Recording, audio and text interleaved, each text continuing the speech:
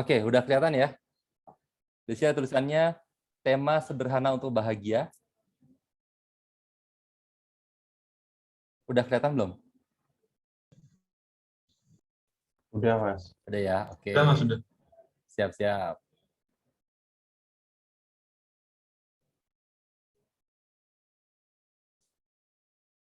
Ya, jadi ini tema kampanyenya itu adalah sederhana untuk bahagia. Nah, jadi di Aduin 2022 itu pengen menyampaikan pesan di kampanyenya bahagia dengan hidup sederhana. Terus target audiens yang mau disasar di sini size-nya B dan C, demografisnya dia bisa pria dan wanita, usia 18 hingga 35 tahun. Jadi kalau di sini usia mahasiswa akhir, terus pekerja-pekerja awal sampai keluarga muda ya. Makanya generasinya Z sama milenial. Terus psikografisnya mereka adalah pengguna sosial media. Dan ironisnya, ini menariknya nih ya, sebenarnya mereka tuh tahu dampak buruk dari flexing. Jadi tema yang mau diangkat adalah flexing. Nah, how to say, bagaimana sih cara menyampaikan pesan bahagia bisa dengan hidup sederhana? Itu cara menyampaikannya, how to say-nya ya, dengan menampilkan hal-hal sederhana, terus dengan cara kreatif, tidak menggurui, solutif, dan juga inspiratif. Nah, tujuan dari campaign ini, yang pertama, untuk mengkampanyekan kalau flexing itu tidak baik. Flexing itu tidak untuk ditiru. Tahu ya flexing ya, pamer harta benda di sosial media. Nah, jadi tujuannya lagi tuh tanpa pamer ke sosial media, kita juga bisa bahagia. Jadi kebahagiaan itu tuh bukan hanya materi, kebahagiaan adalah cara memaknai hidup, dan kebahagiaan itu saat kita memiliki value atau nilai. Nah, ini adalah direct respon atau feedback yang kita dapatkan setelah kita bikin campaign ini, yaitu masyarakat memahami kalau flexing itu tidak baik, sehingga masyarakat akan memilih hidup sederhana, dan masyarakat tidak pamer harta di sosial media. Nah, sekarang kita lihat, kenapa sih kita tuh harus campaign tentang flexing? Nah, ini ya. Jadi masalah utamanya, background-nya, latar belakang masalahnya adalah flexing. Jadi flexing itu kan sebenarnya kuncinya ini ya, pamer harta di sosial media.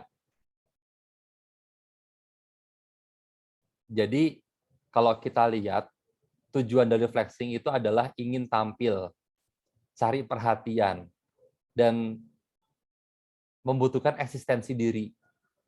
Kenapa sih orang bisa flexing? Yang pertama, dia itu tidak percaya diri. Yang kedua, takut penolakan. Dan yang ketiga, ekspektasi yang dia pikirkan tidak sesuai dengan realita. Jadi ekspektasi dia tuh adalah hidupnya bergelimang harta. Tapi realitanya tidak seperti itu. Dan standar bahagia menurut mereka itu adalah materialistik. Padahal itu tidak hakiki. Nah, flexing ini mulai menjadi masalah saat merugikan orang lain. Jadi, ini adalah ciri-ciri flexing yang mengganggu. Yang pertama, merasa terganggu jika tidak pamer. Jadi dia tuh ngerasa hatinya tuh nggak nyaman kalau aku tuh hari ini nggak pamer di sosial media. Terus yang kedua, pamer hal-hal yang nggak penting. Jadi dia baru beli boba seharga 5 juta rupiah per gelas gitu ya, kan nggak penting banget ya pamerin. Atau pamer barang yang belum tentu benar-benar dimiliki. Jadi sekarang ada apa ya, semacam konten-konten yang sebenarnya dia tuh nyewa jet pribadi, nyewa rumah yang besar, nyewa mobil-mobil mewah, hanya untuk pamer di sosial media. Ini dia maksudnya pamer barang-barang yang belum tentu dimiliki. Atau masa pamer walau di luar kemampuan. Jadi kalau ini sih biasanya berkedok self-reward. Gaji pertama langsung dihabisin untuk beli handphone. Habis itu dia makan Indomie selama seminggu ke depan. Jadi di sini maksa pamer waktu di luar kemampuan.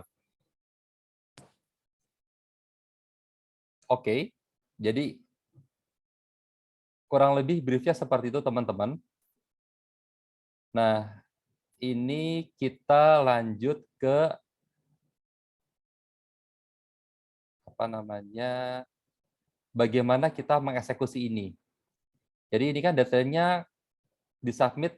Ya ini tampilan My Class-nya udah kelihatan belum? Kelihatan kok, Mas. Alhamdulillah. Oke, jadi submit-nya itu Kamis 2 Juni 2022 jam 23.59. Nah, kalau kita breakdown, hari ini adalah briefing. Jadi, akan ada penilaian per minggu, yaitu nilai individu sama dengan progres kelompok dikali keaktifan personal. Keaktifan personal ini berasal dari lembar keaktifan kelompok. Jadi nanti tiap kelompok, tiap minggu akan ngumpulin ke saya, keaktifan tiap orang berapa persen, berapa persen, berapa persen. Terus, minggu ini, hari ini, silakan di-download, filenya ada di sini. Kalian klik aja di sini. Ada brief dalam format PDF, terus kemudian formulir pendaftaran, dan juga logo Adwin.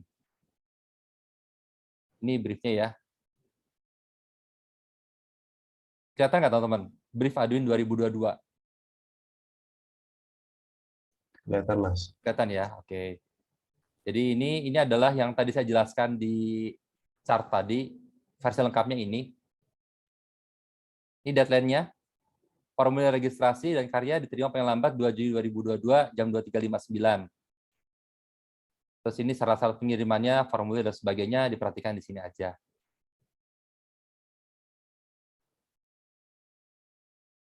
Nah, terus ini ya, minggu depan. Nah, ini.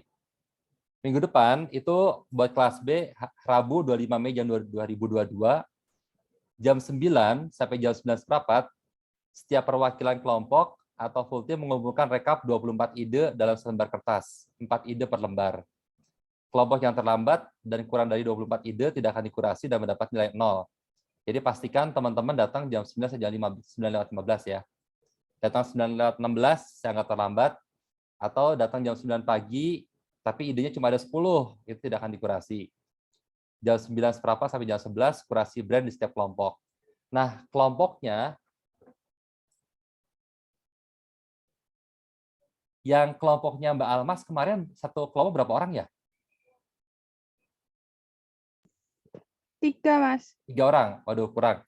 Jadi kalau ini kalian bikin kelompok baru aja deh, maksimal 5 orang ya. 3. Oke, sih, terima kasih. Bikin kelompok baru maksimal 5 orang. Terus untuk kelompoknya kalau bisa hari ini, jangan hari ini deh, hari Sabtu nggak apa-apa. Tolong dikirimin ke saya. Jadi ada satu orang yang merekap, terus kirimin ke saya. Terus ini kurasi ide pertama. Nanti kelompok yang idenya sudah di-ACC dan mendapatkan catatan revisi, tinggal mempresentasikan hasil revisi di hari Sabtu 28 Mei 2022. Tapi kelompok yang idenya belum ada yang di-ACC akan membuat 50 ide lagi. 48 ide di hari Sabtu 28 Mei 2022. Jadi untuk idenya seperti apa, teman-teman bisa lihat materi saya yang ini, print ad, iklan cetak. Ya ini ya. Jadi silakan lihat materi saya di sini. Untuk pendekatan kreatifnya juga.